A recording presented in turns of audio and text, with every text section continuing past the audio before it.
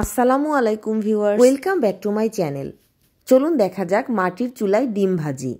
এখানে আমি একটি পেঁয়াজ নিয়েছি, দিয়ে দিচ্ছি একটি কাঁচামরিচ এবং স্বাদ অনুযায়ী লবণ। পেঁয়াজ, কাঁচামরিচ এবং লবণগুলোকে হাতের সাহায্যে কষলিয়ে খুব ভালোভাবে মেখে নিতে হবে।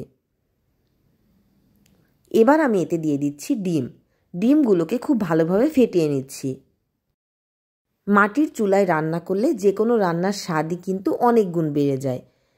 মাটির চুলা আমি ধরিয়ে নিয়েছি, দিয়ে দিয়েছি প্যান গরম হয়ে গেলে দিচ্ছি সয়াবিন তেল গরম হয়ে গেলে আমি দিয়ে দিয়েছি ফেটিয়ে রাখা সেই ডিমটিকে।